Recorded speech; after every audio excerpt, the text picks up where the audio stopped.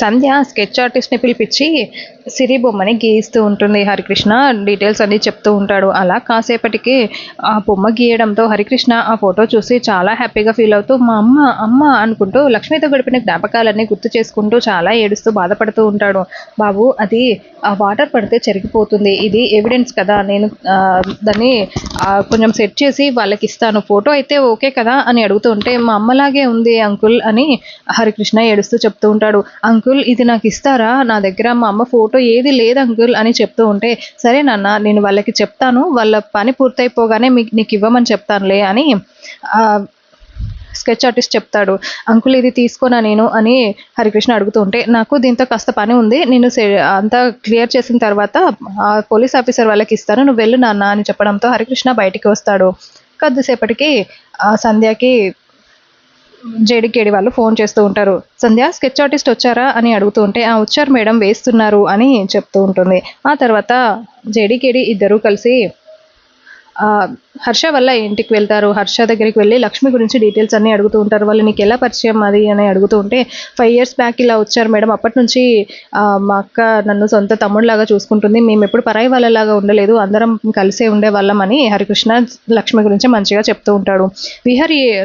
విహారిని కలవడానికి లక్ష్మి ఎప్పుడైనా ఆఫీస్కి వచ్చిందా అని అంటూ సిరి ఎప్పుడైనా ఆఫీస్కి వచ్చిందా అని జేడీ అడుగుతూ ఉంటే అప్పుడప్పుడు వచ్చింది మేడం, ఒక 2-3 సార్లు, అది అప్పుడు అని ఇంకా జరిగిన విషయాలన్నీ చెప్తూ ఉంటాడు. చెక్ ఇచ్చింది రిటర్న్ ఇవ్వడం, ఆ తర్వాత శకుంతలతో గొడవ పెట్టుకోవడానికి, క్యాంటీన్ కాంట్రాక్ట్ కోసం కొటేషన్ వేయడానికి అట్లా 2-3 సార్లు వచ్చింది మేడం అని చెప్తూ ఉంటాడు. అవునా ఓకే అని జేడీకేడి చెప్పేసి అక్కడ నుంచి బయలుదేరి వెళ్తూ ఉంటారు. మరోవైపు విహారీని పోలీసు వాళ్ళు కోర్టుకి తీసుకువెళ్తూ ఉంటారు. పద్మాక్షి వాళ్ళు ఫ్యామిలీ అంతా కూడా కోర్టు దగ్గర నించొని లాయర్ కోసం వెయిట్ చేస్తూ ఉంటారు.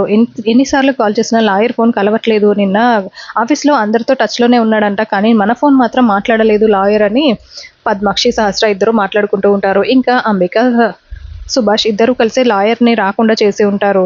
వీళ్ళ లాయర్ రాకపోతే ఆ పబ్లిక్ ప్రాసిక్యూటర్ వచ్చి విహారీ మీద అతనికి డబ్బులు ఇచ్చి మనం విహారీకి శిక్ష పడేలా చేయొచ్చు, వాళ్ళు ఎంత డబ్బు ఖర్చైనా పర్వాలేదు, విహారీ కోసం ఏ లాయరు రాకుండా నువ్వే చూసుకో సుభాష్ అని అంబిక సుభాష్ ఇద్దరు మాట్లాడుకుని ఉంటారు. ఆ ప్రకారం లాయర్ విహారీ కోసం ఏ లాయరు వచ్చి ఉండడు. వీళ్ళేమో అక్కడ వెయిట్ చేస్తూ ఉంటారు. ఆ తర్వాత జేడీకేడి ఇద్దరు ఆలోచిస్తూ ఉంటారు. ఇంకలా వెహికల్లో వెళ్తూ ఉంటే ఇప్పుడు ఎలా ఎలా కనిపెట్టడం అని అనుకుంటూ వెళ్తూ ఉంటారు. ఒక దగ్గర వెహికల్ ఆపుకొని ఆలోచిస్తూ ఉంటే అప్పుడే ఒకతను ఫుడ్ డెలివరీ బాయ్ బండి నెట్టుకుంటూ వస్తూ ఉంటాడు. ఇదేంటి ఇంత అడవిలో ఇంత ఊరవతల ఎవరు ఆర్డర్ పెట్టుకున్నారు ఇక్కడ, ఇది పల్లెటూరు కదా అని జేడి ఆలోచిస్తూ ఉంటుంది. అప్పుడే అతను దగ్గరికి రావడంతో ఒక నిమిషం ఆగండి అని అతన్ని ఆపి ఎక్కడికి తీసుకెళ్తున్నారు, ఎటు వెళ్తున్నారు అని అడుగుతూ ఉంటే ఇక్కడే మేడం ఒక లొకేషన్ వచ్చింది, మాకు ఫుడ్ ఆర్డర్ వచ్చింది అని అతను చెప్తూ ఉంటాడు. అయితే నేను కొంతమంది శకుంతల రౌడీల నెంబర్స్ అన్ని తీసుకొని పెట్టుకున్నాను కేడి, మనం కనుక్కుందామని, నీకు ఫుడ్ ఆర్డర్ ఏ నెంబర్ నుండి వచ్చిందో ఆ నెంబర్ డీటెయిల్స్ అన్ని ఇవ్వు అని జేడీ అడగడంతో అతను ఆ డీటెయిల్స్ అన్ని ఇస్తాడు. ఇంకా అందులో చూసి ఇది ఖచ్చితంగా శకుంతల వల్ల రౌడీదే కాబట్టి ఆ లొకేషన్ మనం కనుక్కుందామని ఆ లొకేషన్ డీటెయిల్స్ అన్ని చెప్పమని అడగడంతో అతను అన్ని చెప్పేసి అక్కడ నుంచి వెళ్ళిపోతాడు. ఆ తర్వాత జేడీకేడి ఆ లొకేషన్ పట్టుకొని అక్కడికి వెళ్ళి ఆ ఆటో డ్రైవర్ని కాపాడి బయటికి తీసుకొస్తూ ఉంటారు. ఇంకా రౌడీలు చుట్టుముట్టడంతో జేడీకేడి ఫైట్ చేస్తూ ఉంటారు. మరోవైపు ఆ స్కెచ్ ఆర్టిస్ట్ అది ఫోటోని ఒక ఎన్వలప్లో పెట్టి పేపర్ని ఫోల్డ్ చేసి ఎన్వలప్లో పెట్టి బయటికి తీసుకొచ్చి సంధ్య వాళ్ళకి ఇస్తాడు. నాన్న హరికృష్ణ మీ అమ్మ ఫోటోని కరెక్ట్గా వచ్చిందా అని అడగడంతో కరెక్ట్గానే ఉంది మేడం అని హరికృష్ణ చెప్తాడు. ఒకసారి మళ్ళీ చూసి కన్ఫర్మ్ చెయ్యి అని అనడంతో పర్వాలేదు మేడం అది మా అమ్మదే అని హరికృష్ణ చెప్తాడు. ఇంకా సరే మనం వెళ్దాం పదా అని అక్కడ నుంచి హరికృష్ణని తీసుకొని వాళ్ళు వెళ్ళిపోతారు. ఆ తర్వాత అక్కడ కోర్టుకి ఇక అలా విహారీని పోలీస్ వాళ్ళు కోర్టుకు తీసుకొని వచ్చి ఉంటారు. సంధ్య వాళ్ళు కూడా వచ్చి ఉంటారు. ఇంకా విహారీ స్కెచ్ వేపించారా సంధ్య అని అడుగుతూ ఉంటే వేపించాం విహారీ గారు అని అది ఓపెన్ చేసి విహారీకి చూపిస్తూ ఉంటుంది. యాక్చువల్గా అందులో లక్ష్మి ఫోటోకి బదులు వేరే పేపర్ని పెట్టి ఉంటాడు అతను.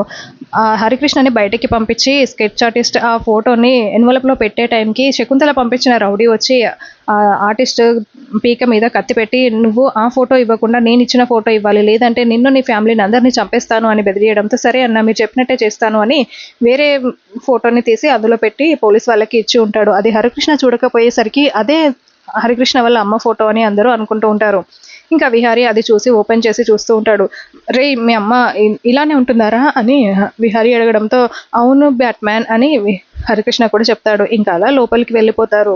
మన కోసం లాయర్ రాలేదు ఇప్పుడెలా అని అందరూ టెన్షన్ పడుతూ ఉంటారు. ఇంకా పబ్లిక్ ప్రాసిక్యూటర్ వచ్చి విహారీని నిందిస్తూ మాట్లాడుతూ ఉంటాడు. జడ్జి కూడా మీకు లాయర్ రాలేదా అని అడుగుతూ ఉంటే వీళ్ళు చేసిన ఆకృత్యాలు అలాంటివి, వీళ్ళది తప్పని తెలిసి ఏ లాయర్ కూడా వాదించడానికి ముందుకు రాలేదు మేడం అని పీపీ మాట్లాడుతూ ఉంటే ఇంకా నేనే తప్పు చేయలేదు అని విహారీ గట్టిగా అరుస్తూ ఉంటాడు. ఇంకా అలా రేపటి ప్రోమోలో ఆ వీడియోని సాక్ష్యాలుగా చూసి జడ్జి గారు విహారీకి యావజ్జీవ కఠిన కారాగార శిక్ష అని తీర్పు ఇస్తూ ఉంటారు. మరి ఈ రోజు ఎపిసోడ్లో ఏం జరుగుతుందో చూద్దాం.